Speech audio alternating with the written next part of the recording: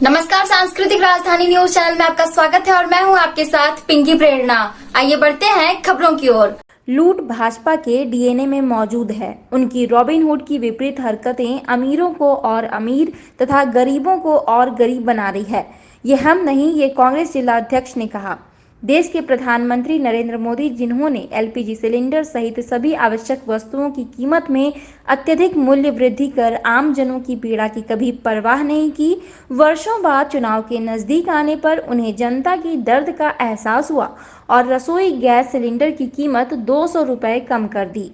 रसोई गैस की कीमत 2014 से लगातार बढ़ी है और पिछले 7 वर्षों में दोगुनी से ज़्यादा हो गई है। साथ ही 2020 से भाजपा सरकार ने सब्सिडी देना भी बंद कर दिया है। उक्त बातें प्रेस कॉन्फ्रेंस के दौरान देवघर जिला कांग्रेस अध्यक्ष प्रोफेसर उदय प्रकाश ने कहा।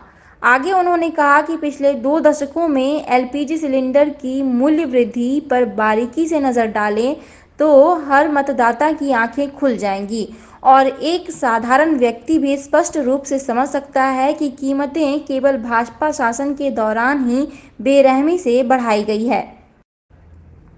पिछले 9.5 वर्षों में मोदी सरकार ने रसोई गैस के दाम लगातार बढ़ाकर 31.37 करोड़ लोगों को लूटा है। उन्होंने जनता के जेब को 8,33,640 करोड़ से ज़्यादा की लूट की है। सिर्फ उज्ज्वला बहनों से ही 2017 से अब तक मोदी जी ने 68,702 करोड़ से अधिक की लूट की है। पहले तो दीमक की भांति देशवासियों के पॉकेट को चट किया, अब लोक लुभावन का मलहम लगा रही है। अब पब्लिक मोदी जी के लूट के गणित और उनके फॉर्मूले को अच्छी तरह से समझ चुकी है। देशवासी अब ये भी जान चुके हैं कि एलपीजी सिलेंडर की कीमत में 200 रुपये की कटौती मोदी सरकार द्वारा पिछले कर्नाटक तथा हिमाचल प्रदेश विधानसभा चुनाव में करारी हार को देखते हुए तथा 5 राज्यों में होने वाले विधानसभा चुनाव तथा उसके बाद लोकसभा चुनाव के लिए मतदाताओं को लुभाने का एक राजनीतिक स्टंट है। मौके पर यह भी कहा कि मोदी सरकार के इस छद्म राजनीतिक स्टंट को आम जनता के बीच पर्दाफाश करने के निमित्त अखिल भारतीय कांग्रेस कमेटी एवं झारखंड प्रदेश कांग्रेस कमेटी के निर्देशानुसार 4 सितंबर को राष्ट्रव्यापी आंदोलन के तहत जिला मुख्यालय स्तर पर 11 बजे दिन से 1 दिवसीय धरना प्रदर्शन किया जाएगा। इस धरने में पार्टी नेताओं, पदाधिकारियों, कार्यकर्ताओं के साथ आम जनता भी काफी संख्या में भाग लेंगी। आज तो देवघर जिला कांग्रेस कमेटी द्वारा आप तमाम मीडिया के बंधु को बुलाए हैं कि अभी रक्षाबंधन के मौके पर मोदी जी द्वारा या भारत सरकार द्वारा ये सिलेंडर के दाम में 200 रुपया कम करके और पूरा ढिंढोरा पीट रहे हैं।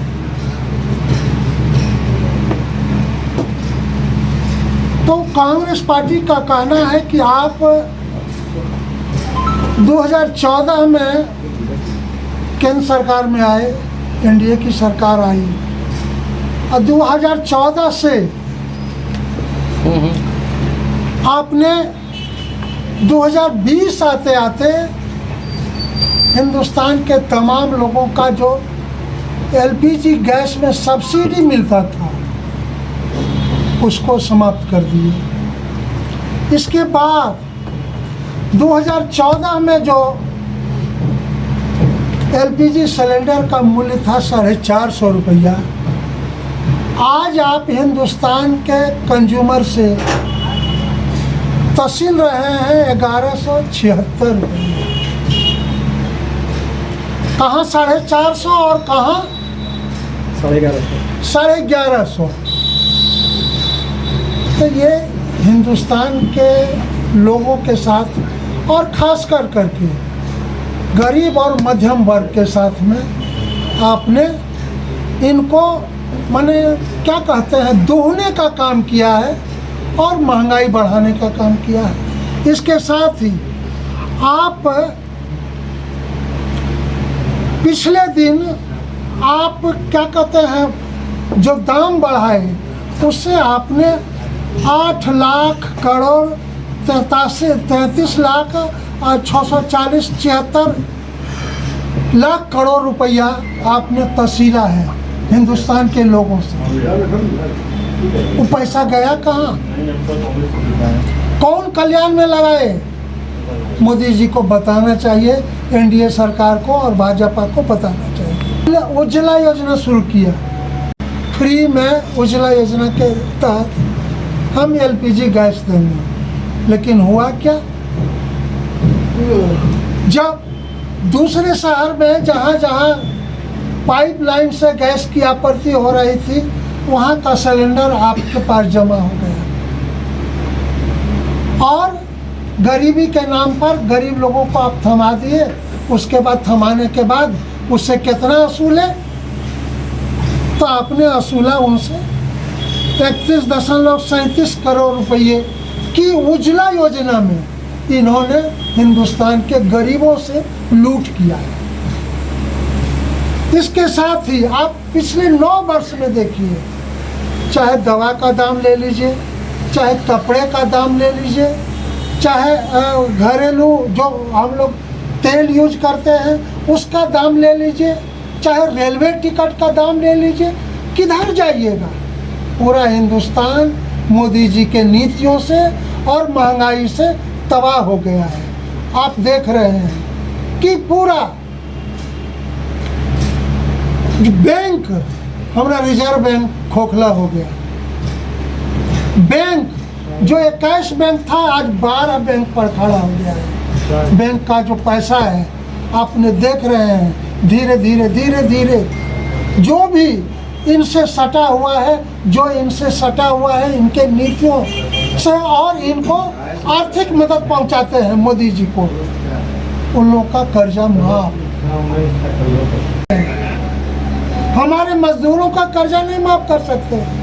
केसीसी जो किसान लोन लिया उसका कर्जा नहीं माफ कर सकते हैं, लेकिन ये उद्योगपतियों का और खास करके अंबानी और अडानी की सरकार है। ये सिर्फ मेरा कहना है, कांग्रेस पार्टी का कहना है कि ये क्या कहते हैं, भाजपा और एनडीए के नाम पर यह प्रजातांत्रिक सरकार नहीं है, बल्कि अंबानी और अडानी और उद्योगपतियों की सरकार है। ये विदेश भी जाते हैं तो उसी उद्योगपतियों के लिए काम करने जाते हैं दूसरे देश से, और यहाँ का उद्योगपति जाकर करके दूसरे देश में काम दिलाते हैं। ये प्रजातांत्रिक व्यवस्था में देश की सरकार का काम नहीं है। पूंजीपति तो अपने सक्षम है, वो अपना व्यवसाय कर लेगा,